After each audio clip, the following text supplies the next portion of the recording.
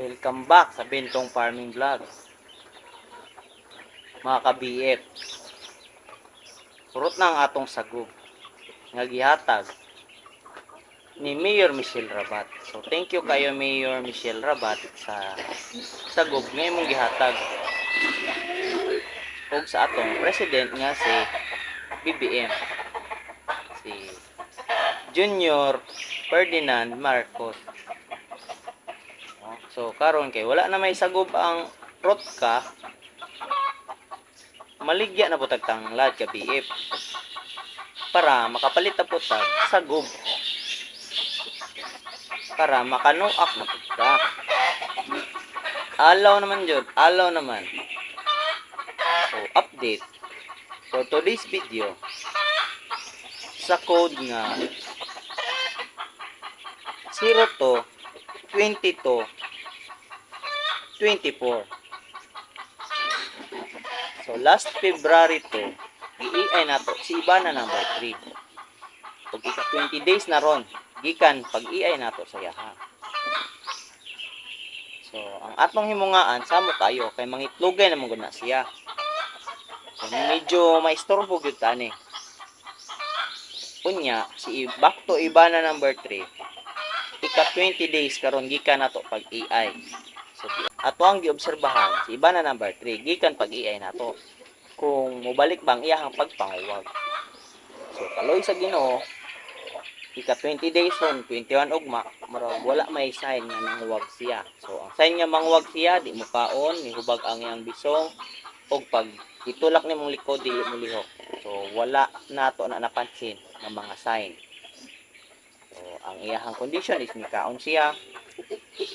So moto kang Ibana number 3. So kang Ibana number 1 naulian na gud siya og maayo. So maayo na yang kaon. No? O kang iyang mga baktin nakakaon na pud og tarong. Kay kusog naman siya magpatutoy. Taod-taod na lang siya magpa-count siya ang mga baktin.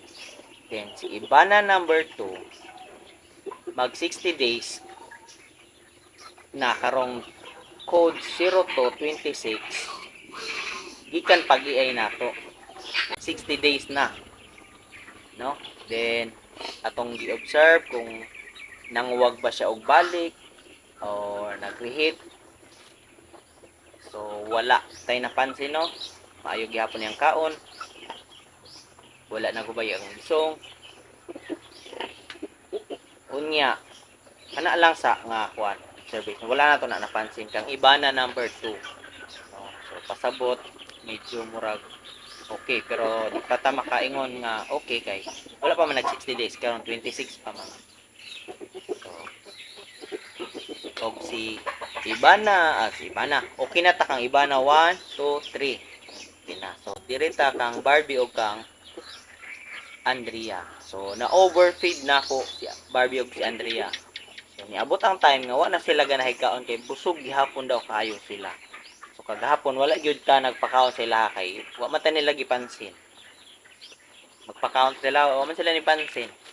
Gitanaw nako kung gi-check kung nabay sakit o wala. Wala man pod, no? Nabay mga changes or nabay mga sign sa mga sakit. Kaya lang gibati kay wa man ni kaon.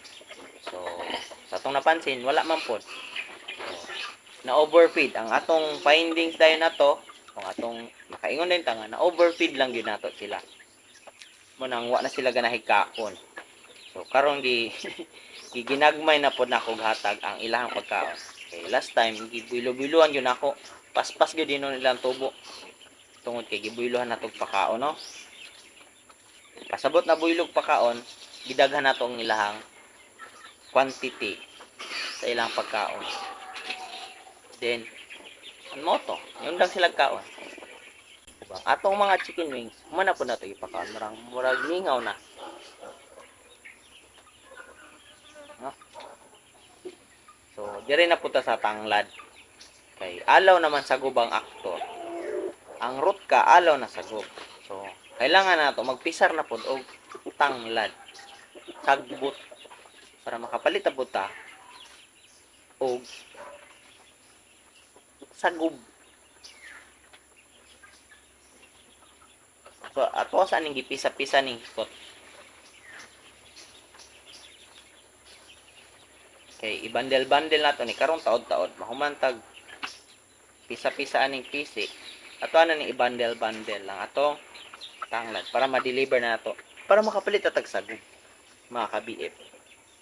Luoy kay yung ka-BF. Wa nay sagub. Kung dili makapisar og tanglad, wa jud sagub. Kung di na murder patay, wa na. Alaw na. Ipit na. Inyong ka-BF. Luoy kayo, luoy.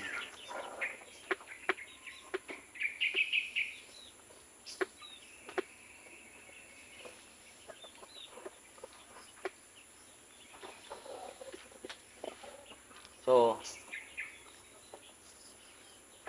ato lang usa mga ka-BF.